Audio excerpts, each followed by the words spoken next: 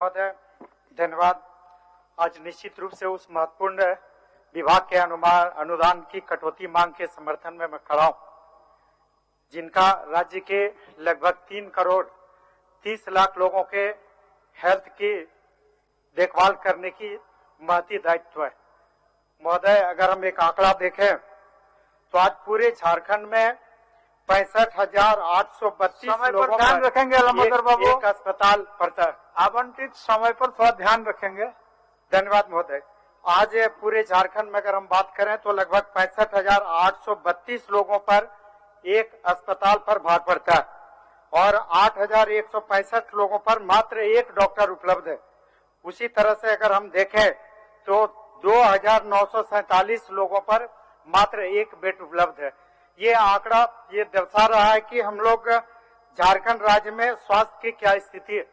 अगर हम लोग कहें तो अभी महोदय, अगर बजट की बात करें तो इस सरकार ने पूरे इस बजट में स्वास्थ्य विभाग पर मात्र 3.2% ही बजट प्रावधान किया, जो ये प्रदर्शित कर रहा है कि सरकार स्वास्थ्य के प्रति कितनी संवेदनशील है, लोगों को अच्छे स्वास्थ्य उपलब्ध कराने के लिए सरकार कितनी प्रतिबद्ध है। एक बात की ओर मैं आपका ध्यान आकृष्ट कराना चाहूंगा महोदय, कोविड-19 के दरमियान कोविड पेशेंट के इलाज के लिए पूरे झारखंड राज्य में सभी सदर अस्पताल और मेडिकल कॉलेजों में लगभग 642 वेंटिलेटर और 577 आईसीयू उपलब्ध कराए गए। मैं एक सच की ओर आपको अवगत कराना चाहूंगा महोदय, रांची सदर हॉस्पिटल को छोड़कर पूरे झारखंड राज्य में जितने भी वेंटिलेटर उपलब्ध कराए गए हैं आज एक भी फंक्शनल नहीं है। सभी स्टोर रूम में पड़े हुए हैं।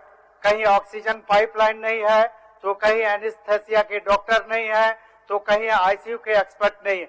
और इन सारे संसाधनों के अभाव में ये वेंटिलेटर निश्चित रूप से स्टोर रूम में पड़े हुए हैं। ये बहुत ही गंभीर बात है।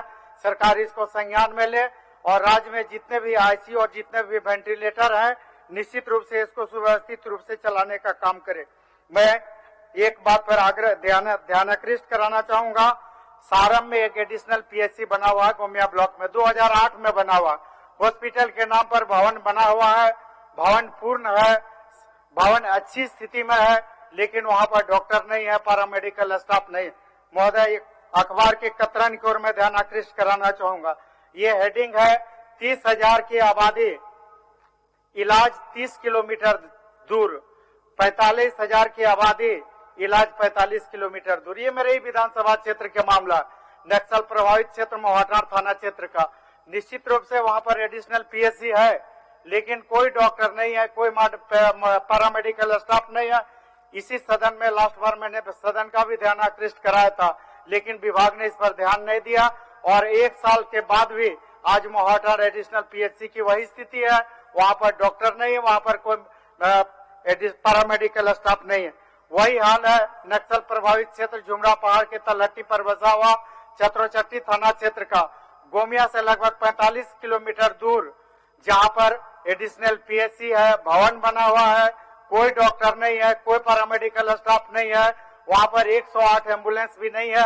और सदन में भी इस बात को लाया था कि वहां पर 108 एम्बुलेंस उपलब्ध कराया जाए, डॉक्टर और पैरामेडिकल स्टाफ की पदस्थापन की जाए, लेकिन 1 साल बीत गया महोदय, आज तक न तो वहां पर डॉक्टर का पदस्थापन हुआ न पैरामेडिकल स्टाफ की।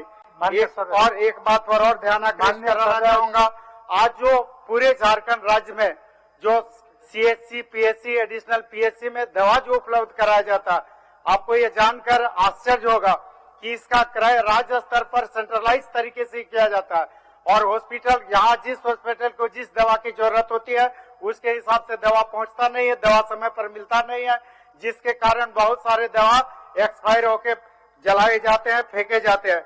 निश्चित रूप से इसको डिसेंट्रलाइज करने की आवश्यकता है ताकि हॉस्पिटल को अपनी आवश्यकता अनुसार दवा करने का अधिकार और शक्ति प्रदत्त हो। मैं एक बात पर और ध्यान आकृष्ट कराना चाहूंगा कि बोकारो में सेल के द्वारा मेडिकल कॉलेज खोलने के लिए 25 एकड़ जमीन की एनओसी दिया जा चुका है। निश्चित रूप से यहाँ पर मंत्री जी से, सरकार से, मुख्यमंत्री जी से आग्रह करेंगे कि बोकारो में सेल द्वारा एनओसी दिए गए जमीन पर मेडिकल कॉलेज एंड हॉस्पिटल खोला जाए। इसी तरह से आकांक्षी जिला के रूप में गिरिडीह में भी मेडिकल कॉलेज एंड हॉस्पिटल खोलने का प्रस्ताव है। सरकार घोषणा करे और गिरिडीह में भी मेडिकल कॉलेज एंड हॉस्पिटल खोलने का काम करे। एक बात की ओर ध्यान आकृष्ट कराना चाहेंगे जो बहुत ही गंभीर है महोदय, ये अखबार का कतरन है। भास्कर खुलासा है, झारखंड में 16 अस्पतालों का एस्टीमेट 200 करोड़ तक बढ़ा दिया गया। निश्चित रूप से ये वित्तीय अनियमितता है, गबन है, सरकारी राशि का दुर्विनियोग है। सरकार इसको संज्ञान में ले और दोषी पदाधिकारियों को चिन्हित कर कार्रवाई करने का काम करे। एक और अखबार के कतरन की ओर ध्यान आकृष्ट कराना चाहेंगे। 144 करोड़ रुपए की हो गया मान्य सदस्य, लेकिन ट्रॉली और बेंच फूटे। मान्य सदस्य हो गया, धन्यवाद।